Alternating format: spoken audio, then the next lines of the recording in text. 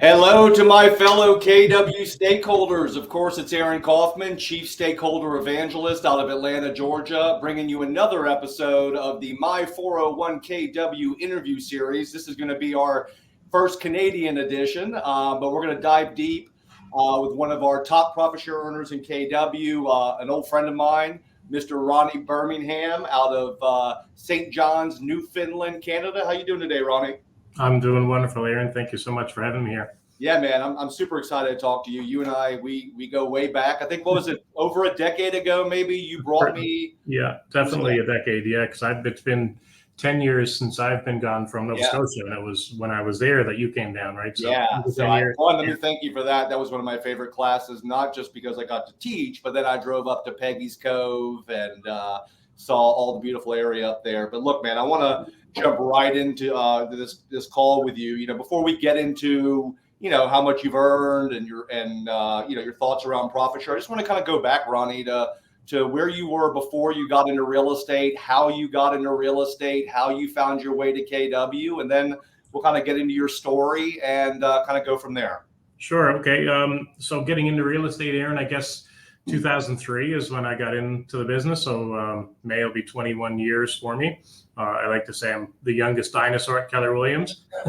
I'm the same way. Yeah. I think, I bought my first house in 2003, and my cousin was my realtor at the time. And I just really enjoyed the process. I was doing some IT work from home at the time. Didn't see that as a permanent career.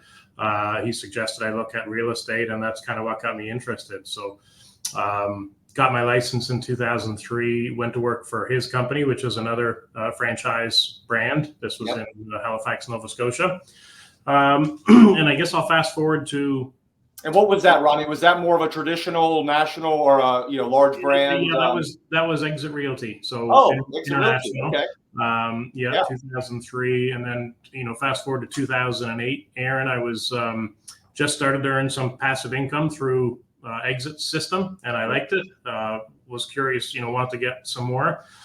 So I was in the process of revamping a website. As I mentioned, I had that IT background, and I wanted my personal website to have more of a corporate look and feel as opposed to a traditional agent website. So I spent maybe an hour or two one evening. I looked at, Remax corporate site, Century 21, Exit, Royal LePage in Canada, Keller Williams. Knew nothing about Keller Williams at the time. In 2000, and this was 2008, there was nothing east of Ottawa, which is, pretty close to Toronto for people who aren't familiar with Ottawa. So didn't even know it existed in Canada. But I was really curious, again, just looking at the design when I started to read about education, culture, open book policy, those sorts of things. And it piqued my interest enough to submit an inquiry for some more information. I was about 30 at the time. And Aaron, one thing I'll say first, I was never like a top producer in our market. I'm not selling actively anymore, but when I was, probably like 25 to 30 ends a year, 100, 125 GCI, that was where I was. So I'm not this mega agent. So sure. I love that. Anything that I've done through Keller Williams, anybody certainly can do. But anyway, so I submitted the request for information, and John Ferber was the regional director at the time for Canada. He got back to me and suggested, there's a few steps, I guess, that would be required to have a closer look. So one of those was going down to Austin, Texas, for franchise systems orientation. A lot of people probably are familiar with that. And I'll backtrack 1 minute. One of my best friends, Kevin Fudge, who maybe is here. Hi, Kevin, if you are. Kevin, he's awesome. Yeah. Kevin was looking at doing something at the time as well. So he was looking at leaving. I shared with him what I had found out quickly about Keller Williams. He was at Exit, Ronnie? He was at Exit, looking at doing his own independent brokerage. And just so people know, Exit, good company. Absolutely. Revenue sharing model, obviously, which is obviously different than profit share, right? And then before you go further, Ronnie, I'm just curious. I mean, you joined Exit because your cousin worked there, right? Yes. Yeah. You probably, was revenue share even on your radar when you were even thinking about joining Exit? No. Yeah. No, it wasn't. It really, I had a lot of respect and admiration for him. He was kind of looking out for me. So my number one factor in that decision was just, it was where he was. And no matter what company it was, I'm sure I would have went with him as well at that time. And do you think did you become intentional at Exit about attracting people, or was it something that you just did organically? I think through probably organically, maybe Yeah. after I've been there a few years and was getting some traction in my business. I knew a couple of people that were in other industries, and they, got into the business. So I think I maybe had probably at one time about 4 people that had named me as a sponsor at Exit, and in my last full year there, probably had maybe $15,000 to $17,000 in passive income through their system. Great. And you weren't unhappy there. You just were literally like looking at websites and came across this KW website, and that's what kind of inspired you to take a look. That's crazy. That's crazy. Absolutely. I guess my initial discovery of Keller Williams was completely random, completely, out of luck. I guess it was, it was meant to be, but it resonated with me. I just had to take a closer look. But no, I wasn't unhappy at all. I didn't anticipate leaving Exit at the time. Yeah, so you made your way to Austin for Kevin and I go to Austin, and I'm thinking that franchise systems orientation is where everyone who's looking at buying a franchise goes to get the information they need. I didn't realize we're in a room with 200 people. It was at the Omni Hotel then in Austin. They didn't have the learning center at KW. But we quickly realized we're the only 2 people in the room that don't already own a franchise. So we felt a little uncomfortable. We were very fortunate, didn't know who these people were at the time, but FSO back then was taught by Dave Jenks and Mo Anderson. Yeah. So pretty amazing first introduction to the company. So we spent a couple of days there. Mo had asked Kevin and I, is there anybody in the room not with KW currently? And Kevin and I were the only 2 that raised their hands. And from that point on, she referred to us as her Canadian spies. And so we spent a couple of days there. We were totally blown away. And at the end of it, Aaron, Mo reached out to us and in front of the group. She said, "What do you guys think? Are you going to do this?" And we said, "We're going to do this. Absolutely." And everybody clapped. And that's awesome. It was pretty amazing. She said, "I want you guys to come up to the front of the room." So Kevin and I go up. She had 2 stools at the front of the room next to her.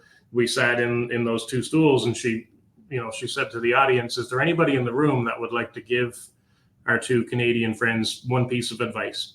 And every person in the room stood up, Aaron, and formed a line. And it probably took 45 minutes for every person one-on-one to come up, introduce themselves, shake our hand, give us a piece of advice. And it was a pretty amazing moment. And we just knew it was the right place for us at that point. That was our first real, true exposure to the culture of the company.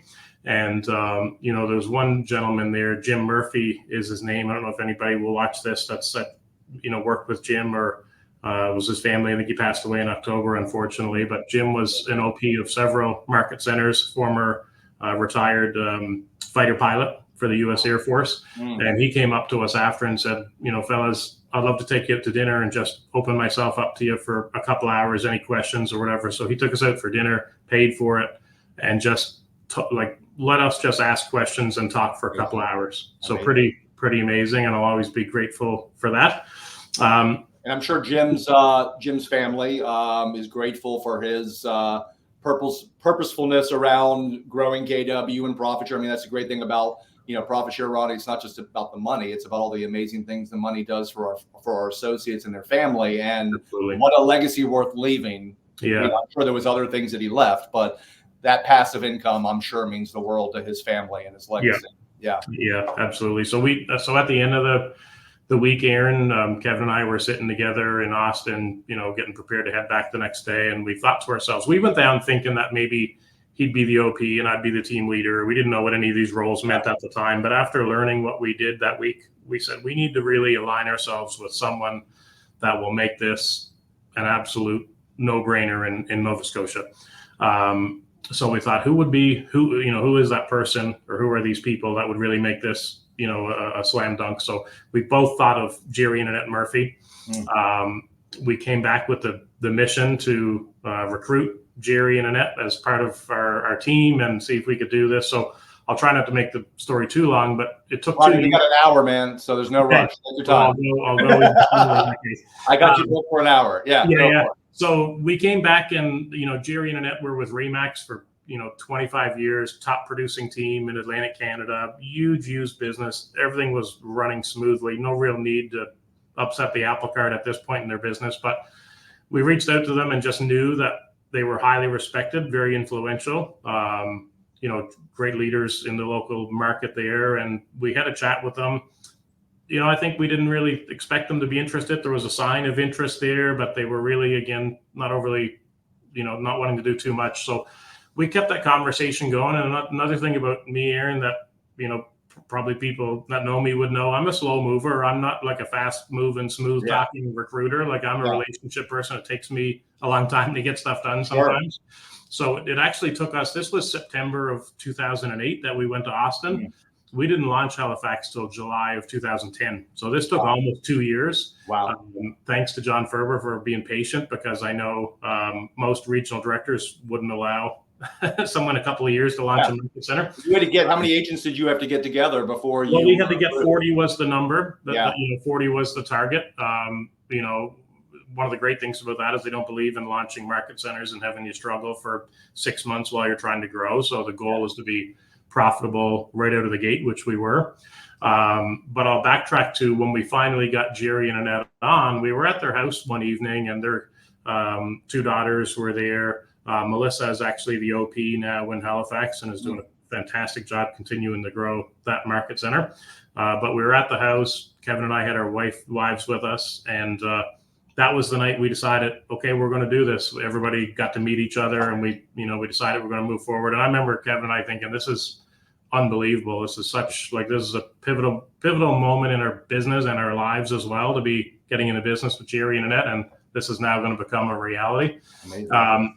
So what we had to do, because I was with Kevin and I were with Exit, I didn't really feel, and neither of us felt comfortable growing another competing franchise while we were at an existing one. So we spoke to my cousin, who was a close friend of Kevin's as well, and we decided that the right thing to do is for us to leave and do this outside of Exit. So we decided to start our own independent brokerage as a short-term, incubation stage. There was no market centers within 1,000 miles, so we couldn't incubate under someone else like it's common to today.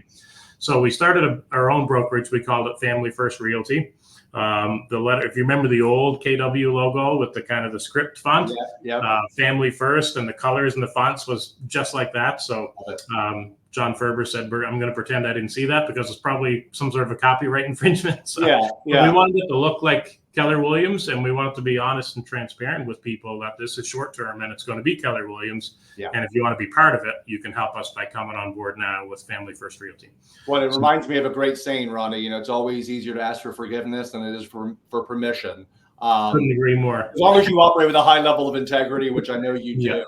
We did. We did. And so, going on from there was pretty remarkable there. And we didn't have an office space. We didn't have an admin. We told a couple of our closest friends what we were doing, and so grateful and appreciative of those guys that took that leap with us. 14 years ago. Many of them are still with KW. So we launched Family First Realty, no office space, no admin. We bought a couple new laptops, and I was doing the broker work out of a 8x10 bedroom in my house. And we built that up over the course of a year to about 20 agents or more. And I think before we flipped it into Keller Williams, we were the number 5 brokerage in our market. And our total operating expenses was $300 a month to run that brokerage. Well, that must have been a real challenge, Ronnie, to paint, try to get people to buy into a vision. They join my independent. You weren't technically approved yet, right? So that was a leap of faith for those people to join you and to, be the first people to bring KW there. I had a quick question for you. 2 questions. First question was, at FSO, how much was profit share talked about? And did you understand the inherent difference between the two as it pertains to culture and sort of the bigger picture of KW? Did you really did they talk about it? Did you get that? Because obviously from Exit Realty, you had experienced revenue share, and Exit wasn't huge in that area. What were they? I mean, Remax and some of in Royal LePage, those were the predominant. They are. Exit had a good presence locally, but Remax and Royal LePage would have been the big 2. Because one of the things I always hear when I go to Canada and teach is, people are always like, "Oh, Canadians are different. They're different. They, they don't like these kind of Americanized models, of rev share and profit share." And I'm always like, are you really different? I mean, you do want more money and more time out of your life, but Yeah. I'm curious how your mindset, what you heard in FSO about profit share, how that became a part of the conversation, because you getting these Remax people to come over, they know you're coming from Exit. I didn't know if they had some, is this another kind of, pyramid scheme type company? I'm just curious how that evolved and your understanding around profit share. Yeah, well, back to Jerry and Annette for a second. When we first approached them, that was their first response is, "We'll talk, but if this is about Exit, we're not interested in coming to Exit." Right. It's not about Exit. It's something different. Yeah. So I mean, it was talked about, Aaron. I think when you go to FSO for the first time, not being a part of KW, it's totally like drinking from the fire hose. Yeah. So coming at you. A lot of it was about the operational aspects of a KW franchise and the roles, but they did talk about profit share. And what really the connection I made initially is that this is different because the transparency of the open book policy was very important. I think we're going to be, that's the only way you can truly treat your agents as partners, is to have open books, to be working for the same, dollar and not kind of fighting over it. So that was the significant difference to me. Again, it wasn't that, even though I had some passive income from Exit, it wasn't the primary thing that interested me by any means. The education was the big piece. And the culture. Technology wasn't really in the picture back then as it is now. But it was the transparency, operating from a certain set of books that's consistent across all companies. I'm a model guy. I don't believe in reinventing the wheel. I'm not that creative, so I just want to see how something works and plug in and follow it.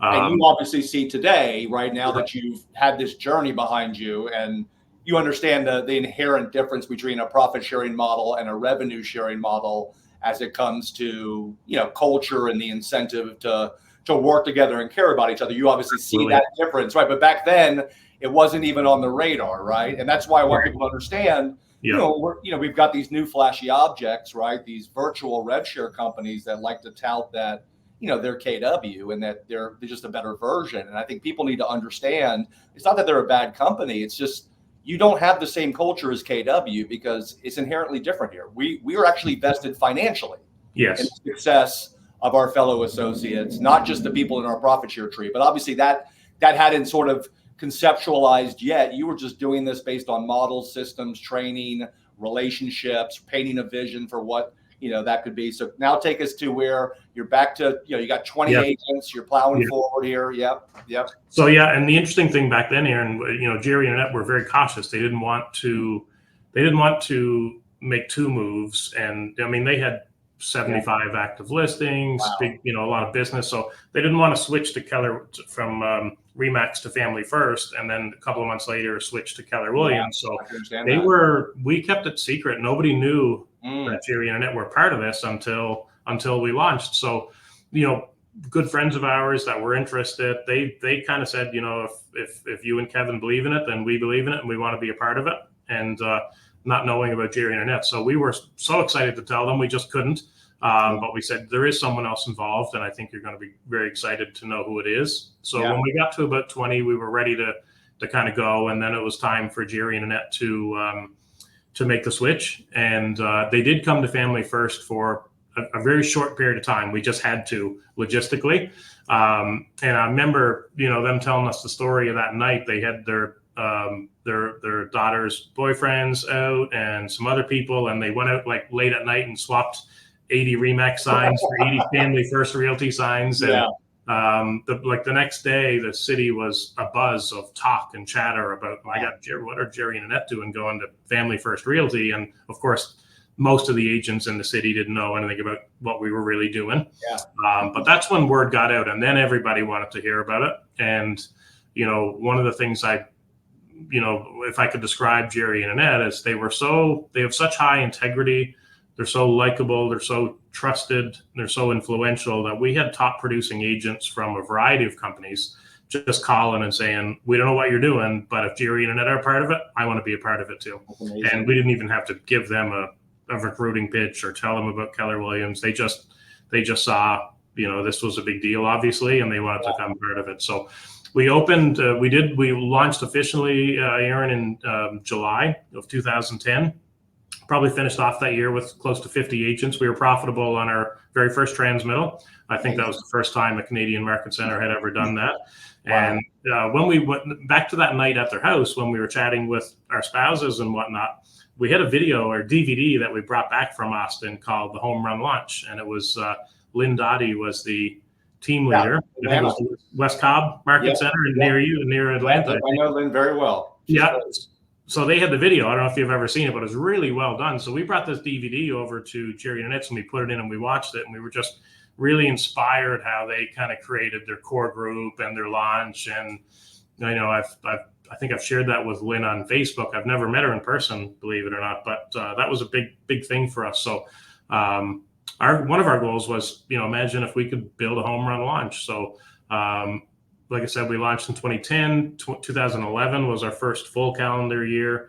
And then in February of 2012 at Family Reunion, we were awarded Home Run Launch as the #1 most profitable new market center in the world for Keller Williams that year. So we kind of come full circle. So that's kind of the story of where it took off, Aaron. And, again, thinking back, it was all about relationships, people that were close to us as friends. We met in the business, but we had become close friends. That was the group we started with. Same with Jerry and Annette, a number of people that they worked with and had a lot of respect for them came together. And that was it. So, I mean, that to kind of bring it up to speed, I'm still an investor in that market center, still in touch with those people there and extremely close friends with many of them. But they've done amazing things. I think 2 years they were #1 most profitable market center in Canada. In the top 10 or 15 in the world for KW, 300 agents now, a real dominant force. And again, a lot of that was just getting the right people initially. Jerry and Annette's leadership, and now Melissa's, of course, as well, and all the effort that myself and Kevin put in the initial days was it was a lot of fun. I'll always remember it. I often say I want to kind of write a little book for myself just to kind of get those things down, because one day there come a time where I don't remember them as well as I do now. But, it was quite a journey. So the title of the book should be "Stay Classy, Canada: The Ronnie Birmingham Story." Yes. Right? A couple of things that are spinning around in my head. So first thing I want to talk about, Ronnie, is look, you've said it. You weren't a top producer, right? You never broke over 125,000 GCI, and that's Canadian GCI, right? Not US GCI, right? 50 in the States, yeah. Right. Kevin's a bigger agent, yeah. Kevin was a bigger agent, yeah, and had his wife working with him as well. So they were kind of doing a husband and wife team.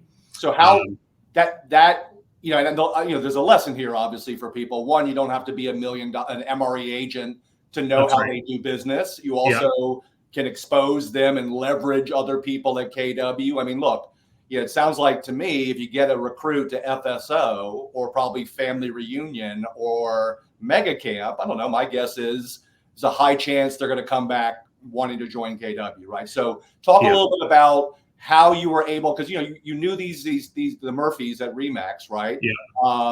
But were you intimidated in talking to them because they were such huge agents and you were kind of a mediocre agent, in your words? I mean, what tell me about your mindset. Was it obviously getting Kevin involved? Did that give you some confidence? Or talk about that mindset of because a lot of people think the top agent in their market is unrecruitable, or that everybody's tried to recruit them. Right. What I have found is some of our top agents have literally, like yourself, been online. They find KW. I mean, I remember the story of Joe Rothschild in Texas, picking up the phone and calling Mark Willis because no one had ever asked him to join KW. So I'm just curious about the mindset for you, particularly as a mid-level agent leading the charge. Did you feel any insecurity about your lack of production, what agents thought about you, or did you just, how did you handle that?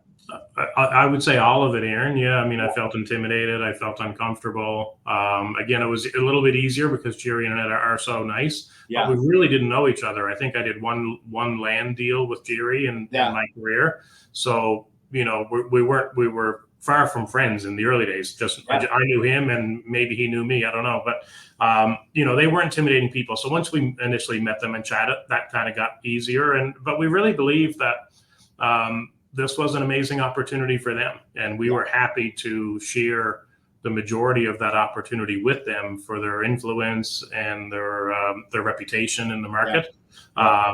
But the relationship had to be forged first. They're like myself, they're relationship people. It took a dozen times getting together over the course of a year and a half to feel that there's a relationship here. We trust each other. We care about each other.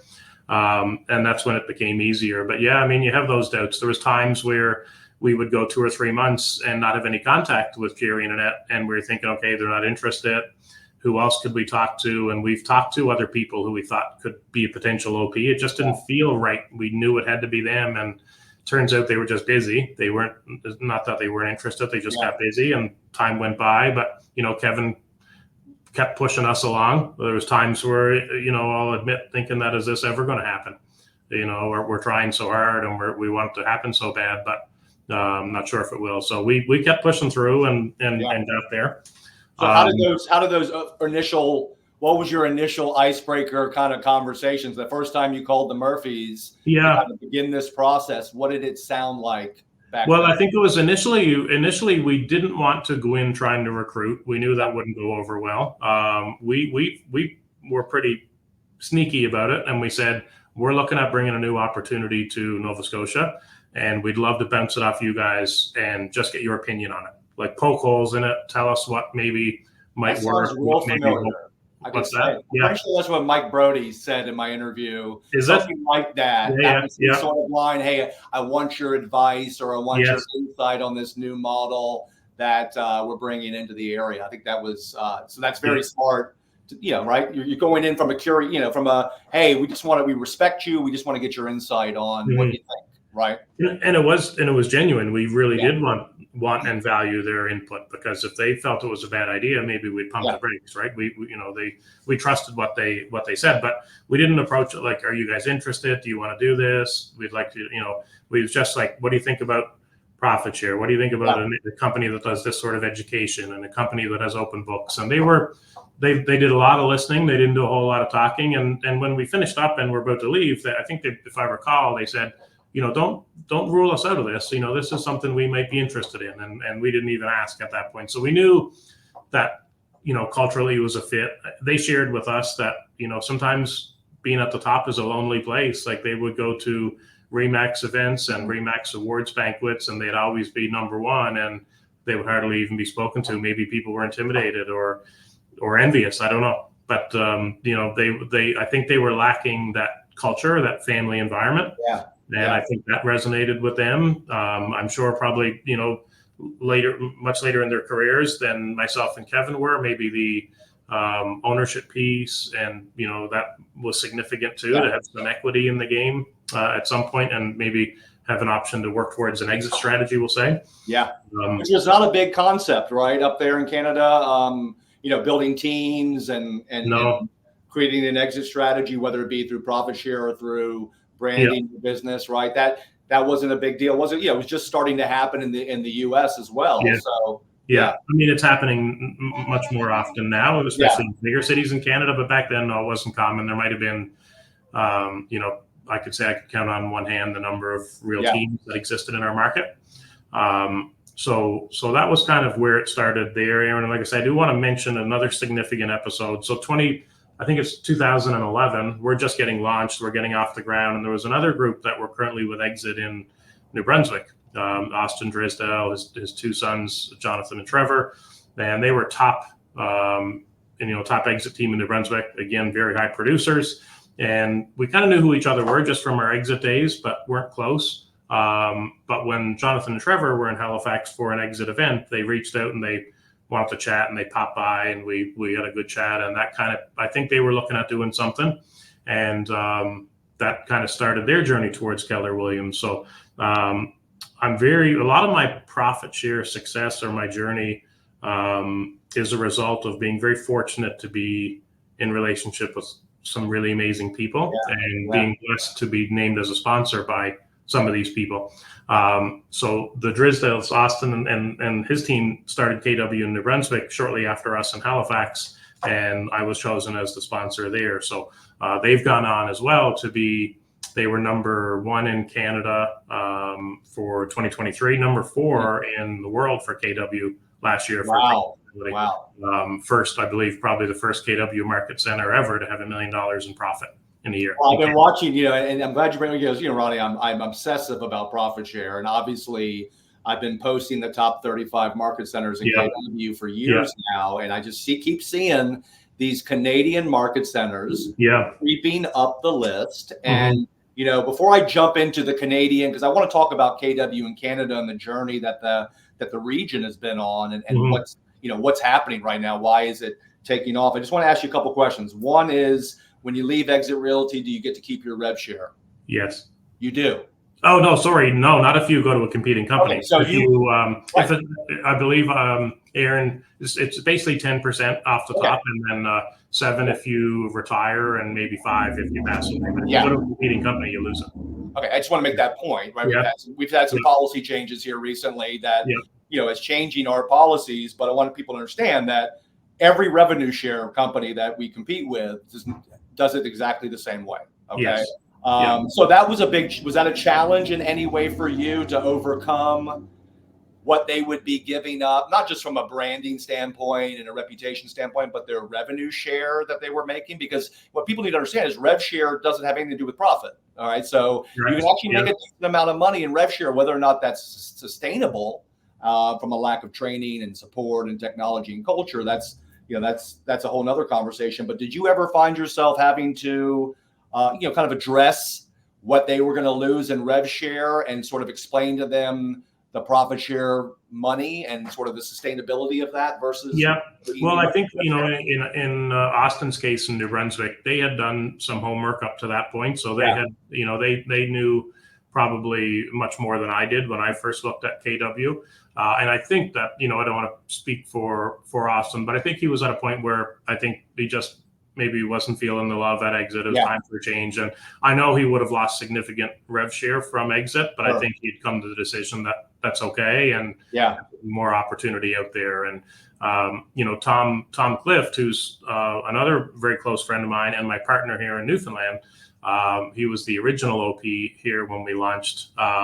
He was with Exit too. And, again, another relationship I had forged over the years, and we got to know each other. And I think for him, it was a big decision because he was, Tom was in his 60s. He was probably making $50,000 a year in passive income from Exit. So to walk away from that is a big decision. Did the Murphys ever tell you that there was an event or something in their life, a life event that was the catalyst for them to really say, hey, we're ready? Or was it just a slow moving kind of gradual pull towards you guys? Or was there something that, one of the things I always say, Ronnie, is, if you're trying to attract experienced agents, you want to get into a relationship with them, you want to take mind share, you want to find their pain, offer them a solution, and either A, wait for their real estate company to screw it up, or B, wait for their why to change. And I think people need to understand it's sometimes it's one of those two things or both. Did they tell you, was there anything that they communicate to you? And not to, not that it needs to be a negative thing about RE/MAX. I'm just curious, yes, that they were at the top. They felt alone. And obviously, if you're the smartest person in the room, you're in the wrong room. They understood the idea of there were probably people at KW that were doing a lot more business than them. But was there anything they ever shared with you about what was the real push? Well, I think it's, I know part of it was just feeling like they were just there and they were kind of on their own. Like they're family first people. Very kind, very generous, very honest. They're not the attention seeking, type. They're just, they just fit in and everybody loves them. So I think that environment, that culture, that family piece was, would have had to been a big part of it. And I would imagine, again, I don't recall honestly if they, stated it at the time, but I think probably the legacy piece was something, they were 25, 30 years in the business and, again, an amazing business, but maybe saw an opportunity to really leave a legacy in the industry. Melissa, and at that point wasn't licensed, but was going to get licensed and join the team. So there's an opportunity to kind of leave that legacy of the company with the family. And that's materialized, beautifully with Melissa at the helm there now. So I would say it would be those couple of things. I know it wasn't profit share. Probably while they valued education, it's probably not something that they really were seeking for their own business at the time. Yeah. That's good. That's good to hear. And Remax, these companies don't have to do something wrong. It was just a natural progression for them to evolve to an interdependent model from an independent model. That's right. And they were completely happy. Their business was running on all cylinders. And I think that's why it took so long, is because they had no real reason or rationale to make them want to leave. But it's kind of, you get to a point where you look, okay, this, I guess you have that moment where you realize this is the best move for me, and then you take the leap after that. So talk about, I don't know how brand centric the market was there. Was it pretty? I mean, I know Remax is a big player up there. Yeah. Royal LePage, big brand centric model. So brand mattered in that market. Is that fair to say? Yeah, absolutely. I mean, like anywhere, certainly Remax, Royal LePage for the folks in the US. Royal LePage is a Canadian company, 20,000 agents across Canada, which is probably about 10 to 15% of the entire agent body in Canada. Big on brand. They've been around for 100 years. Proud of the Canadian-owned background. So another big brand, Century 21 was there. Cola Banker at the time. There were some big independents that had a strong brand right in the city.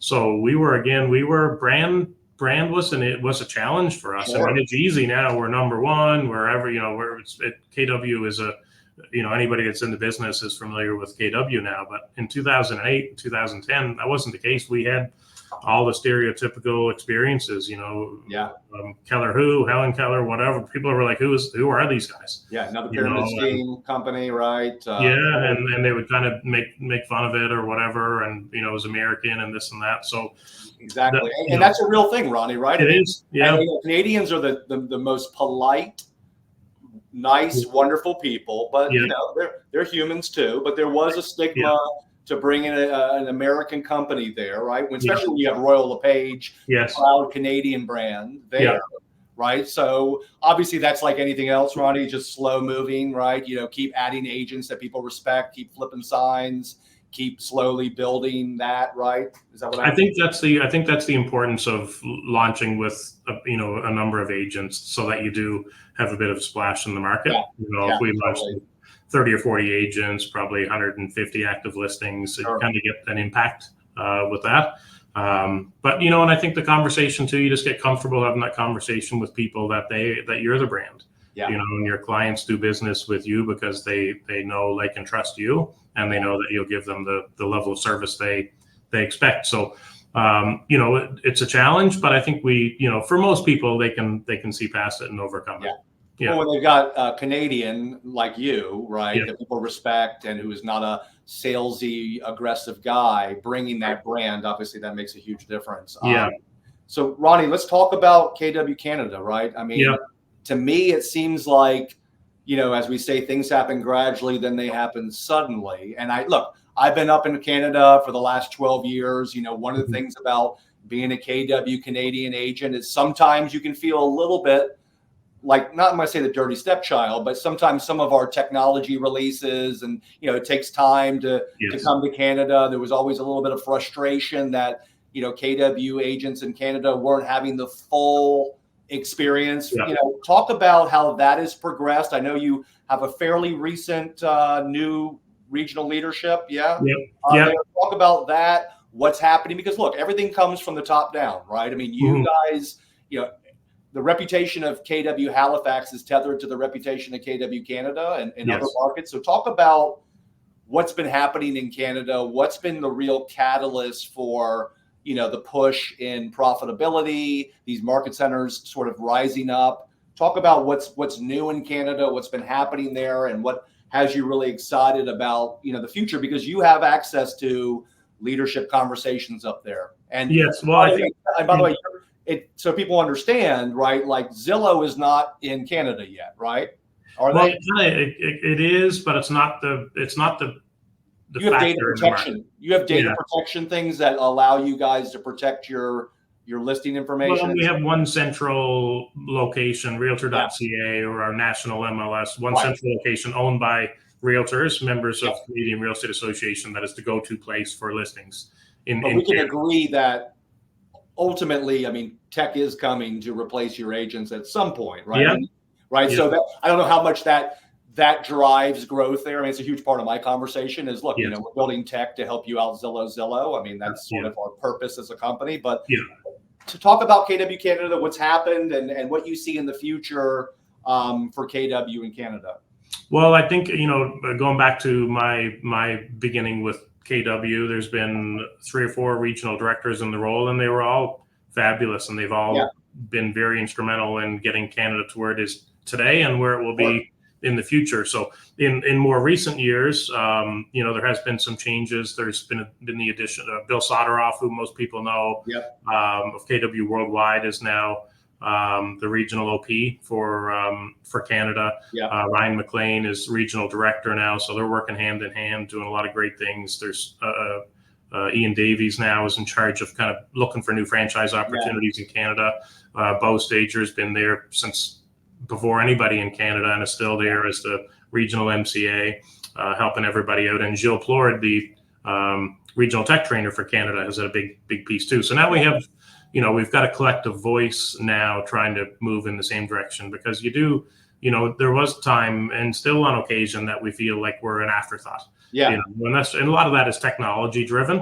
But even the software that the MCAs use to close the deals and do the business is different. So you're trying to make 2 different systems talk to each other, and that's going to go away soon, which will be great.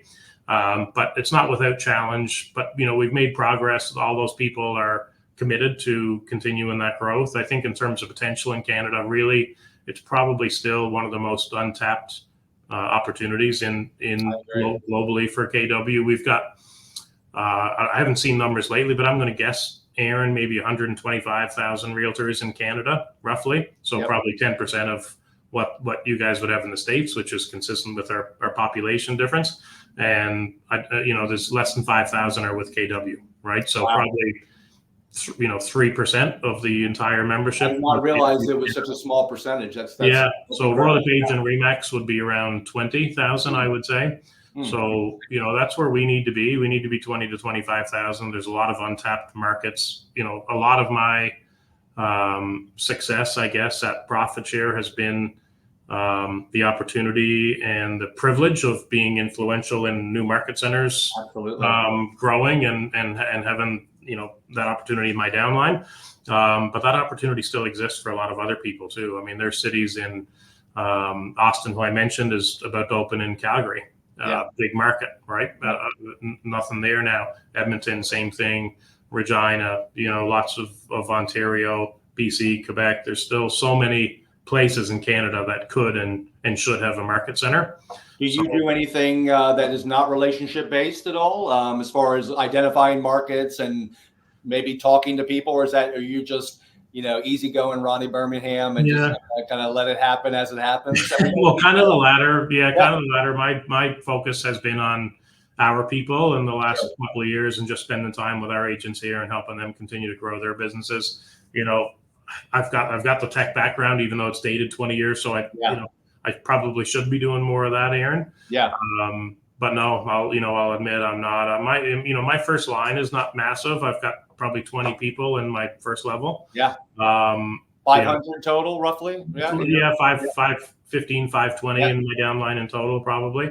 But it's not something, I'm not necessarily out every day trying to recruit people to build my downline. A lot of it's as the old saying goes, you build it wide and time takes it deep. Absolutely.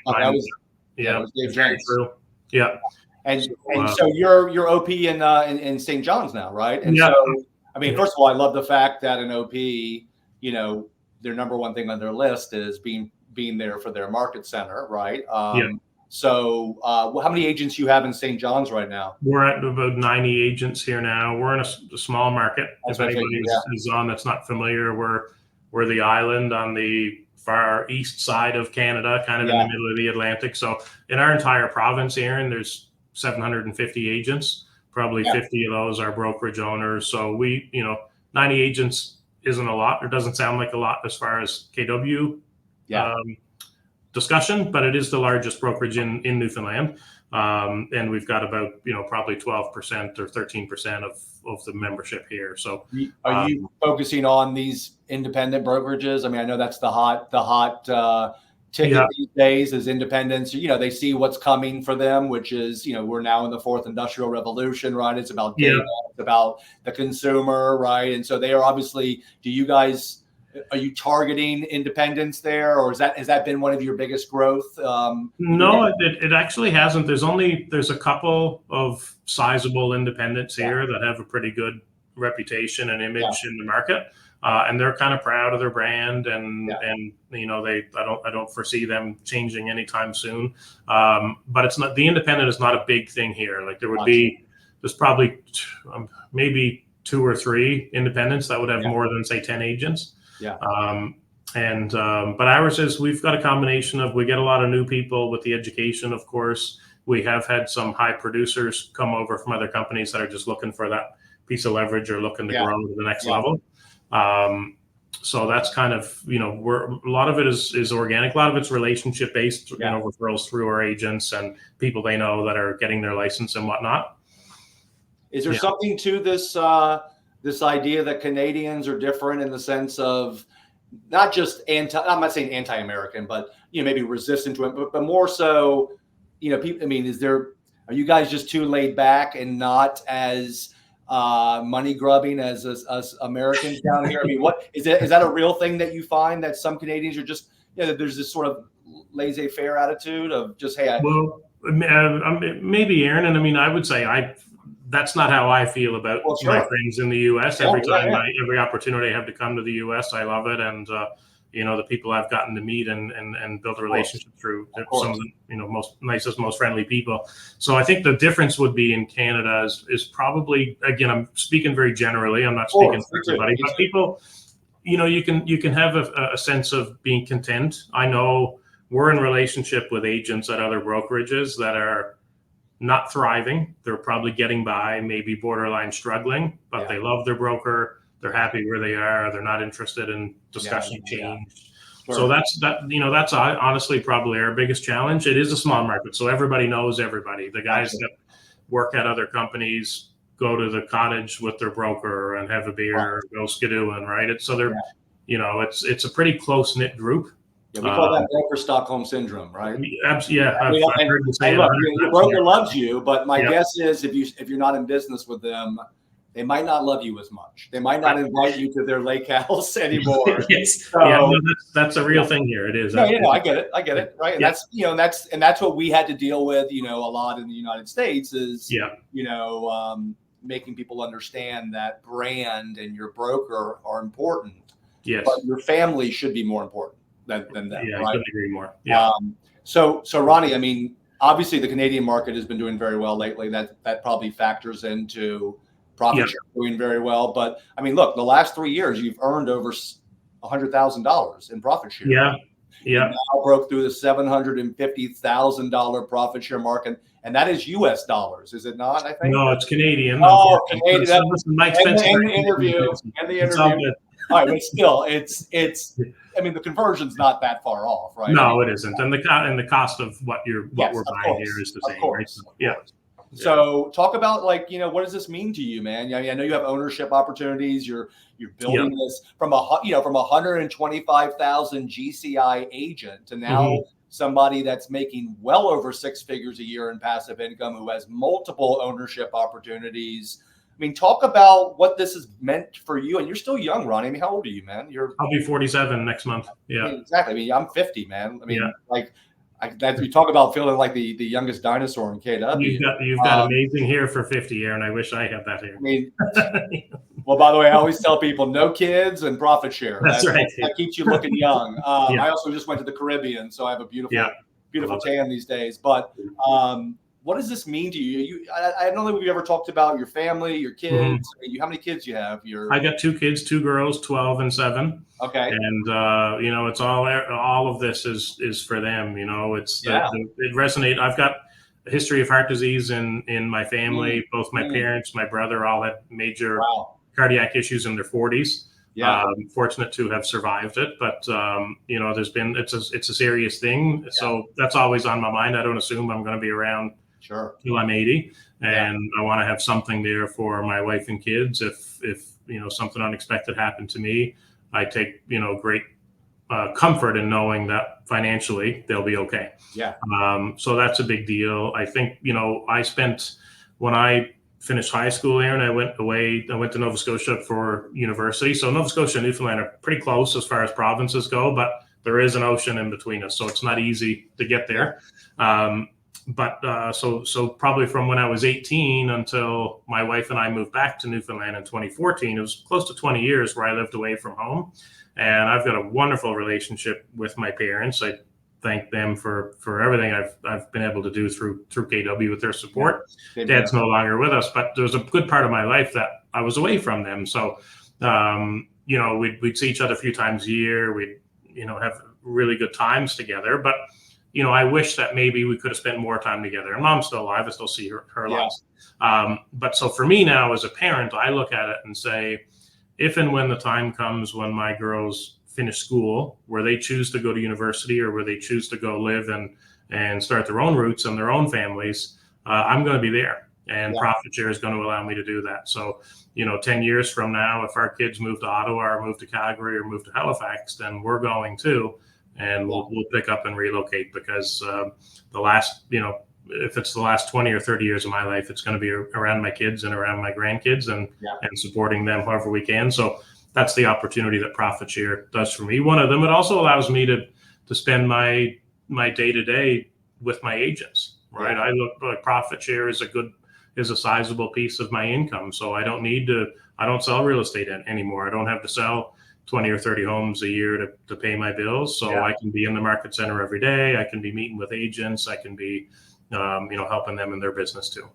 Yeah. You made me think about something, Ronnie. We always talk about, Profit Share is essentially ownership with no capital investment, right? Yeah. And, particularly around the recent policy changes, I just want to make a point, not only do our owners have all of the capital investment and all the risk, I mean, there are families associated with these opportunities. I mean, you and Kevin, the leap of faith that you guys took and the capital investment and the risk of reputation, not just for yourself, but for your families, to be away from your family, to make this happen. I think it's important for people to understand that's why some of these policy changes have just happened, is that this has to be a business worth owning. Yes. Okay, for our ownership group, and it has to be, a career worth having for our leadership teams, and it has to be a legacy worth leaving for our associates. I mean, this is what makes KW so unique, is that we're all vested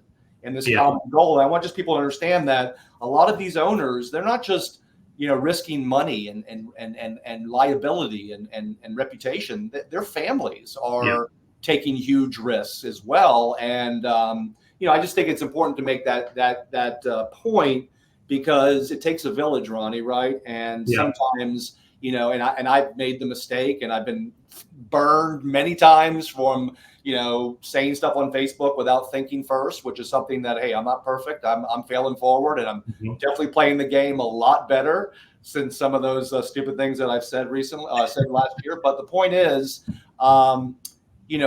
understanding that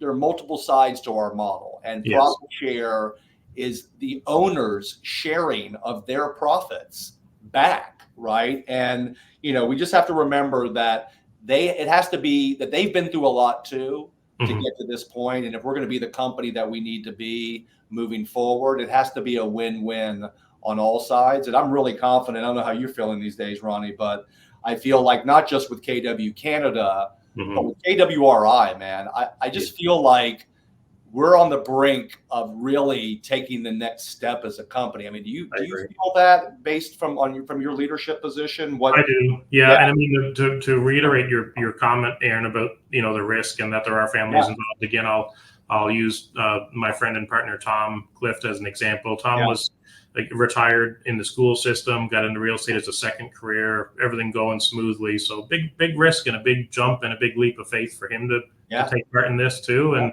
when we started in Newfoundland in 2017, we officially launched our franchise here, and it's gone great. But that was a big decision for him. So, in terms of leadership, I agree. One of the things that I value most as being a part of KW is the leadership from the top. I mean, there's nobody like Gary Geller. I've always felt extremely confident in his leadership, proud to be a part of his company.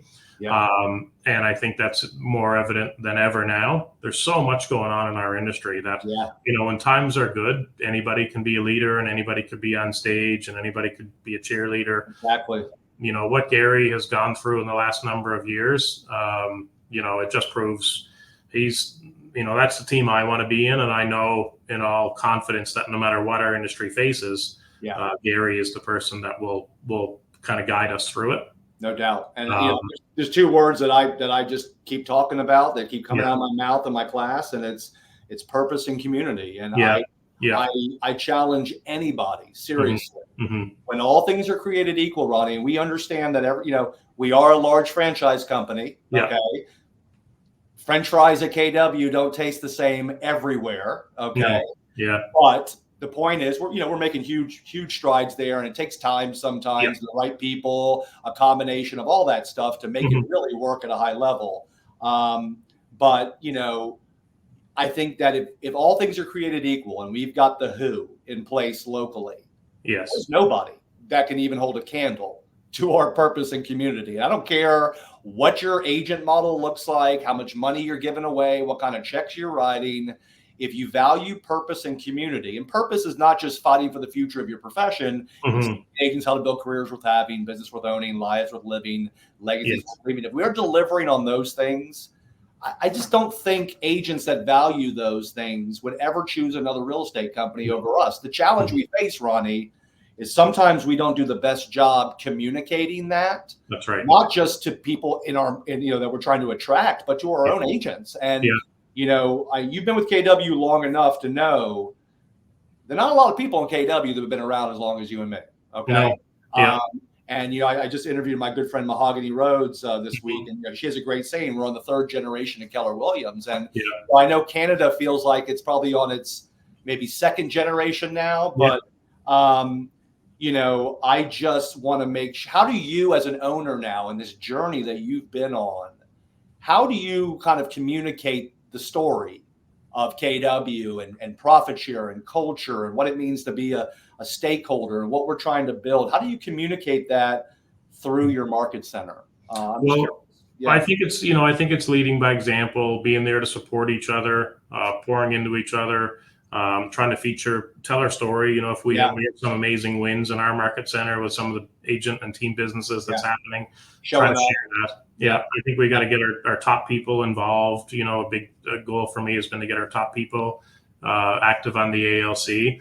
I think this, whether it be a leader in the market center, an official, team leader, or an OP or an MCA or MCTT or an ALC or a top agent, I think we all have to make sure that we are fluent and can express and utilize the models and systems, right? I think, when I think back to when I started with KW, I wasn't the mega agent, but I knew it was important. If I'm going to spend the rest of my career trying to build KW, I've got to know what I'm talking about. I've got to know the red book. I've got to know systems and models. I've got to be comfortable with command, so I think we need that sort of validity in our messaging. Well, especially when you're not a seventh level mega agent, Ronnie, right? I mean, you don't have, when you're not the Murphys who can really just come to KW and people just follow them.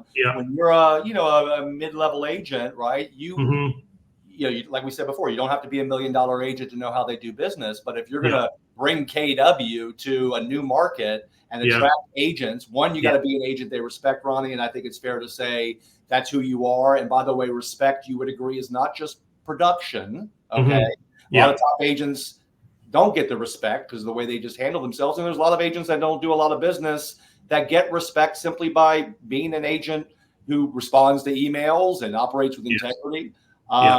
So I'm not sure where I was going with that whole conversation, but the point is that, you're leverage, you have mastered the conversations and the models of KW, right? Because that gives you the validity to be a great leader and to be a great attractor to KW. And there's a lot of people that are team leaders at KW that haven't sold any real estate, that are Mhm. incredible leaders. They just know how top agents do business, right? That's right. Yeah. Well, I think that, if growing profit share is a priority for anybody on in this group or on these calls, a couple of things that are most important in my opinion are you gotta immerse yourself in KW. Yeah. You gotta know the systems and models. You gotta use them. You gotta continue to grow your own business because that allows you to have that validity. Participate in the culture, right? Yeah, that's part of the culture. Right? Yeah, and it allows you to kind of talk the talk and walk the walk and consult with agents. And I think you look at it, treat it as another avenue of your business. I think you need a database of agents that you want to be in relationship with. Yeah. You need to make purposeful effort to connect and build that relationship with those people and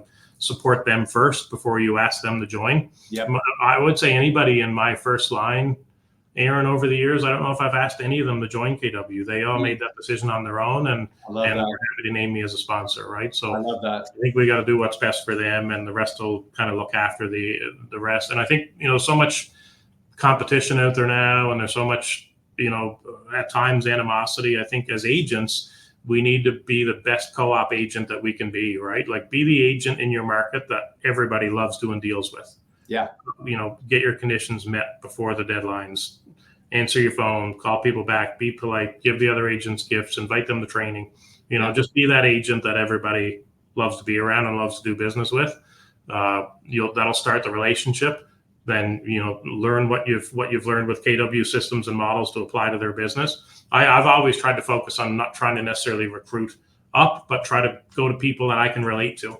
Yeah, who's had a business that's somewhat similar to mine. I can connect with them and I can help them. So as a brand new agent, I'm not trying to recruit mega teams. Yeah. I love that because look at the story you get to tell now, right? Yeah.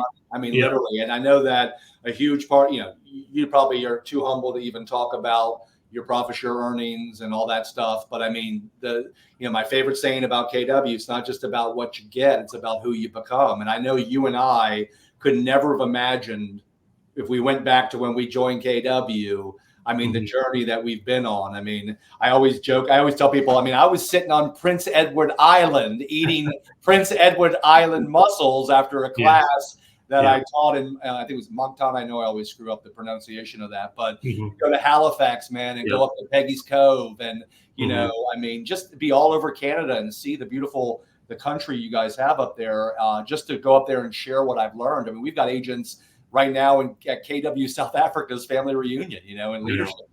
I can't wait to see what happens in the next 20 years for you and me. And, one thing you said about how your parents, right, were integral. My parents are the same way. And when I decided to stop selling real estate, and by the way, I was just like you, Ronnie, man. I was, I think I had only broke maybe, 6 figures in GCI once at Caldwell Banker before I came to KW. And when I came to KW, I was still kind of a barely capping agent. And when I decided to jump into profit share with both feet, I wasn't sitting on a bunch of money. Okay. No. Yeah. My parents, we talk about the risk that people take, right? Family, that the family takes. I mean, my parents, were integral financially and emotionally to help me pursue the dream. And I will forever be grateful for their faith in me. And, my father was a PhD from Harvard in chemistry and had a physics and was a professor at Emory. And I had to go sit in front of him with, Althea Osborne's profit share report. And I had to show him all the numbers. But I mean, if it wasn't for their belief in KW too, I wouldn't be where I am today. So I feel the exact same way, Aaron. So I can relate to that. And a couple of things I just want to add before. Please. Again, I often, maybe I should. I don't talk about my KW profit share numbers, but it was a goal when we first started KW. I just thought it was an amazing goal to someday reach $1 million in profit share before I say goodbye to this place. And now that'll happen by the time I'm 50. So I'm truly grateful for that. It's been the time of my life, and I love it as much as now as ever. And I do want to commend and thank you for all you've done. We've known each other for probably, how long have you been at KW? I've been here since 2003. So okay, so before me, so we probably know each other as long as I've been around. So it's probably approaching 15 years. And you've always been one to help and give back and to support others. If everybody in our company had half the passion that you have, nobody would ever touch us, you know. And So listen, I'm a nice guy. You're a nice guy too, Ronnie. But here's the truth. yeah, I'm just taking ownership of this real estate company. I have a huge financial stake in. Okay. Yeah. What I'm trying to do is create what I call an army of stakeholders, right? Yes. Yeah. I mean, if we had, look, Ronnie, less than 30% of our agents participate in profit share. Okay. Of the less than 30% that even participate, 20% earn 80% of it. That means less than 6% of our associates are earning 80% of the profit share. And so as an owner, as a profit share enthusiast, as a stakeholder, can you just imagine just for a moment what we could look like if the majority of our agents were participating in profit share? I mean, what would our culture look like? What would our retention look like? Our growth? How big would all of our profit share checks are? How big would they be? And so what I want people to understand is I'm all about growth, but I think the next wave of growth is going to come from within. Okay. Yeah.